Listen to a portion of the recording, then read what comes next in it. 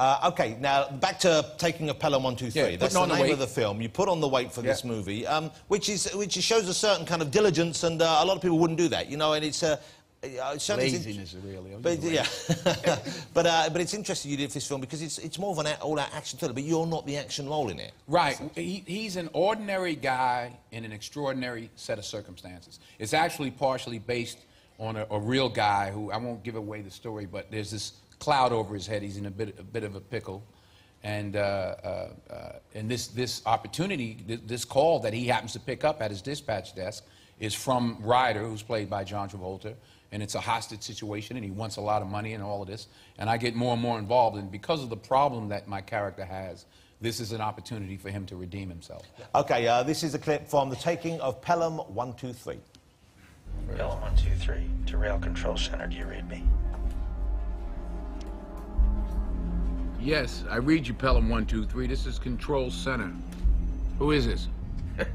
It's me, man. I didn't want to call till everything was ready.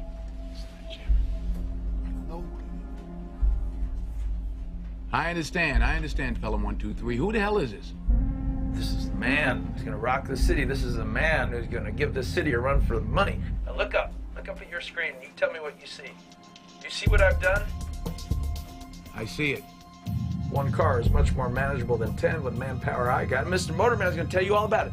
Tell him what we got here. They got hostages, lots of them, and they got machine guns. Yeah, that's right. You checked it. You understand that? I checked. I understand. I don't know. Denzel Washington, John Travolta, The Taking of Pelham 1, 2, 3. That's out next Friday all over the UK. It's great fun. It must be fun when you make a reel like that, you come into a project like that, and when you see it finish on the screen and you know it works, you know people, it achieves what it set out to achieve. Right. Because that can't, I guess, always be the case with films, is it? No, it's not always the case. I mean, and even the scene you saw is just really the beginning of the screws tightening. It just gets more intense and intense, and John is, you know, I think he's such a good bad guy because he's actually such a good person. Even when he's being evil on screen, you kind of like him. You like him, yeah. Yeah. I wish the second day of shooting, I'm playing the wrong part. You're quite, I get the feeling, and I may be wrong, I get the feeling that not necessarily in terms of party politics or good, but you're quite a political person, quite a connected person, quite an involved person. Well, you know, I'm for trying to make things better. I mean, I look at it like this, you know. I even say it in the movie. You never see a U-Haul behind a hearse. You know, you can't take it with you. Yeah. And be it money, talent, patience, love, whatever your gift is, you can't take it with you. So what are you going to do with it when you're here? Who have you lifted up? Who have you made better? Who have you helped out? Not how much do you have, but what you have. Some people have love, some have patience, some have money, some have fame. Whatever your talent is, we all have something. Help your fellow man. I mean, that's the way I look at it. At the end of the day, none of us are perfect. You know, none of us are angels, but you do the best you can with what you have. That's what a marvellous sentiment. That's very rare. It's a lovely thing.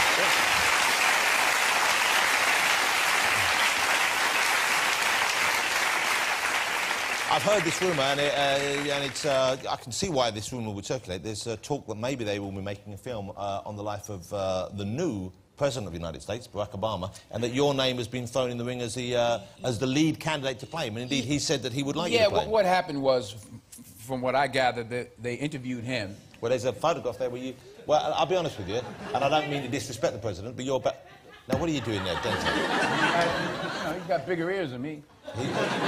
No, he actually said that, actually. I'm just saying, just saying what the President said. Well, he's given an impression there what you might look like with the President's ears.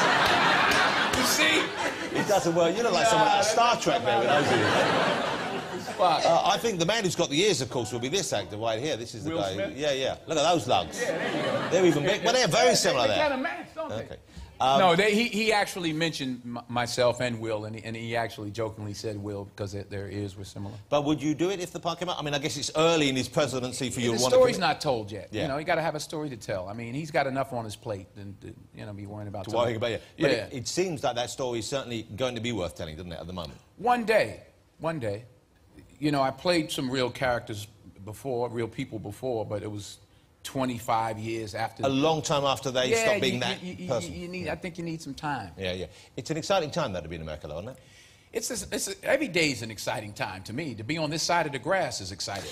You know what I mean? Just to be on this side of the grass is good. I mean, there's a hopefulness. Yeah. You know, he's pushing the agenda. He's shaking up the cabinet in the House of Representatives and the Senate. He's shaking things up. He's actually said to the rest of the world, hey, we like to talk. Imagine that. There's a novel idea. And he's also saying, we're not perfect now, and we weren't perfect, and we've made mistakes, which people didn't acknowledge before, did they? Yeah, you know, I mean, we had a rough 8 years before him. I mean, I give President Bush credit for keeping, or President Cheney, whichever one it was, credit for keeping the country safe, but he kind of isolated us from the rest of the world. I mean, I travel a lot, and it was embarrassing.